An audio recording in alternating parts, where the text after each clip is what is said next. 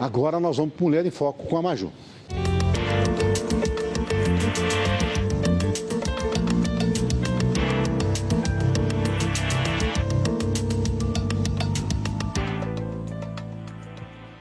Bom dia, gente. Segundou por aqui. Muito obrigada por estar conosco mais essa semana. Eu desejo que você tenha uma semana abençoada e que você possa, então, realizar todos os seus sonhos e todos os seus objetivos. E agora um tema de hoje muito interessante. Você percebeu que até esse momento você certamente já pegou no seu celular várias e várias vezes, não é verdade? Crianças, jovens, adultos, pessoas acima de 60 anos estão cada vez mais conectados com o celular na mão. E esse uso de telas pode provocar muitos problemas com a nossa saúde. Então, para conversar com vocês hoje sobre esse tema muito importante que tem impactado a vida de centenas, milhares de pessoas, uma maringaense de coração que foi a primeira mulher a assumir a presidência da Sociedade Brasileira de Oftalmologia. Então, com vocês, prepara as palmas, produção, a doutora Edna Almodin. Obrigada pelo carinho, Maju. É um prazer estar aqui no programa Paraná Notícias, dentro do seu quadro Mulheres em Foco. E é muito importante a gente trazer algumas informações técnicas para a nossa sociedade. Todo mundo já ouviu falar, né, que o celular não é bom para as crianças e elas continuam com os celulares. Então, até onde isso vai prejudicar a visão das pessoas? Porque o pai e a mãe não têm noção do que isso pode causar aos seus filhos. Então é sobre isso que nós vamos conversar hoje. Doutora Ed, a gente vê que cada vez mais comum, cada criança hoje tem um celular na mão, almoça, janta, né, durante as refeições com o celular na mão, vai para a escola, o celular está na bolsa, deu o intervalo ali, está com o celular, final de semana, né? Então, a gente tem trocado muitas vezes atividades ativas fora de casa para atividades mais inbox, né? Mais dentro de casa e com telas. Na prática, doutora, existe algum tempo que a gente pode usar no dia celulares, computadores, que não vai prejudicar a saúde ou todo o uso mínimo que seja também causa malefícios? Então, a Sociedade Brasileira de Pediatria soltou uma tabela com orientações aos pais. Criança até 2 anos não deve nem ficar no colo de uma mãe que esteja usando um celular. E aí tem uma tabelinha de 2 a 5 anos, 1 hora por dia, de 5 a 8 anos, 2 horas por dia, de 8 a 10 anos, 3 horas por dia, e vai aumentando de acordo com a idade das crianças. Eu não sei isso de cor, mas o que eu sei é que criança não deve ficar com o celular. É muito melhor para as crianças brincarem no sol. A babá tem que levar as crianças para brincar fora de casa. E a babá de uma criança não pode ser um celular. Não pode substituir, né, doutora? A gente vê cada vez mais comum a gente utilizando a tecnologia, que tem seus pontos positivos, né? Sim, sem mas também dúvida. Usar isso de uma maneira exagerada para as crianças. E quando a gente fala em adultos, doutora, a gente vê hoje que pessoas acima de 60 anos, né, que não cresceram com essa revolução tecnológica, mas que sim fazem uso, né, e incorporaram no dia a dia. A recomendação é a mesma, doutora? Não, não é a mesma, até porque nós hoje trabalhamos muito com as telas eletrônicas. As crianças estão em crescimento e o olho está crescendo. Então, isso causa uma miopia acelerada, e a miopia muito alta traz danos ao fundo de olho, podendo levar até uma alta miopia, que pode levar a descolamento de retina, hemorragias e cegueira. O adulto ele já tem o corpo dele formado, mas mesmo assim pode causar miopias transitórias, e o que a gente tem visto muito no consultório é que os pacientes têm chegado muito com o olho seco, e o olho seco faz o olho coçar, e a coceira é a principal causa de uma doença chamada ceratocone. Então, a incidência dessa doença, que era 1 para cada 2.000 pacientes, hoje passou a ser 1 para 250 pacientes. O site saúde.gov Brasil hoje anuncia que nós temos 150 milhões de pacientes com ceratocone em evolução.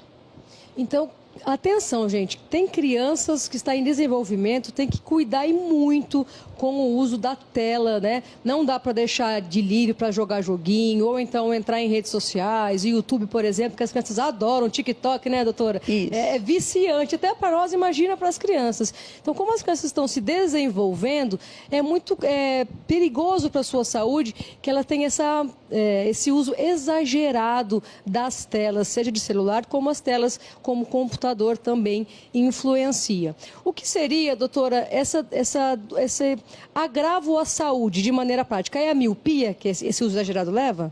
Esse uso exagerado da tela leva a muitos malefícios. Ao olho, miopia, pelo crescimento do comprimento axial do olho, na córnea, ceratocone, na córnea, síndrome do olho seco, pode causar estrabismo, pode causar, além do olho, na mente, vícios, porque libera dopamina, que pode causar vício igual a cocaína, por isso que você vê muito, principalmente adolescentes, eles não conseguem ficar longe do celular. Autismo virtual, né? Depressões, aumento de suicídio, alterações de comportamento, como, por exemplo, altera o ciclo circadiano do sono. Você, durante o dia, recebe luz no seu cérebro que libera serotonina para você ficar acordada. À noite, o escuro libera melatonina para você dormir. As crianças ficam, ou mesmo os adultos, com a luz no olho, o cérebro não sabe mais se é luz ou se é escuro, então ele começa a alterar o sono e isso traz irritabilidade, ansiedade e distúrbios de comportamento. Olha só, então muitas vezes o mau comportamento da adolescência não é só explicado pela fase que está vivendo. Pode ser também uma disfunção em relação ao seu ciclo circadiano. É isso mesmo, doutora? Isso, inclusive hormonal. Que bacana. Produção, se puder, por favor, colocar a imagem na tela. A gente tem algumas imagens que vão ajudar a gente a poder exemplificar um pouco mais esse assunto de hoje que é tão importante. Então, quando a gente fala de miopia, doutora, sobre a prevalência... Pode voltar, por gentileza, no primeiro slide e deixar ele fixo? Mais um, por gentileza. E sobre a prevalência, doutora, como que a gente tem observado? Está cada vez mais prevalente? Isso, inclusive saiu na revista Ophthalmology, né? É uma revista publicada nos Estados Unidos e essa é a escala. Em 2050, 50% da população vai estar míope. E desses, mais ou menos 1 bilhão de pessoas vão ter miopia acima de 6 graus. Doutora, na prática, qual é a diferença de miopia para astigmatismo? Qual que deixa nosso braço curto, que a gente tem que esticar um pouquinho mais para poder enxergar? Então, aí são 3 coisas. Miopia é aquela pessoa que enxerga de perto, que leva o livro em cima do olho e não enxerga de longe. Astigmatismo é quando o olho tem 2 focos. Então, ele enxerga uma letra e a sombra, tanto longe quanto perto. E o braço curto é a alteração aos 40 anos de idade que nós perdemos a visão de perto. Então, a tela, o uso de tela exagerado, influencia em todas essas 3 doenças? O uso da tela influencia mais na miopia e no ceratocone. Pode passar a produção para a próxima foto que nós temos no nosso... Mais uma, por favor. Que fala mais especificamente da ceratocone, que a doutora comentou com a gente agora. Isso, pode deixar essa. O que é essa ceratocone, doutora? A foto já mostra ali um quadro de ceratocone agudo. A córnea, que é aquela estrutura como a tampinha do nosso relógio, né? Ela vai crescendo e, como você vê ali, ela tem um formato abaulado. E ela afina. Então, se não tratado a tempo, ela leva ao transplante de córnea, porque ela pode causar um quadro como esse, que é chamado hidrópsia. E depois, então, essa causa, essa doença, ela é advinda também do uso de telas, ou ela é agravada pelo uso de telas? As causas são congênitas, alérgicas e hormonais. Porém, o uso da tela faz o olho coçar, porque o olho fica seco, que vai fazer o mesmo sintoma da causa alérgica. E a coceira no olho deforma o formato da córnea. aquilo que nossos avós viviam dizendo, né? Para de coçar o olho, não pode. Realmente, de fato, é algo muito prejudicial para a gente. Às vezes até a gente na clínica brinca muito sobre mitos e verdades. Vamos desmistificar alguns agora então, doutora. Então, coçar o olho não se deve fazer isso, né? Está na tela, tem que beber água. Está na tela, evita o ar-condicionado. Se não puder evitar, usar um umidificador nesse espaço para você não deixar o olho seco.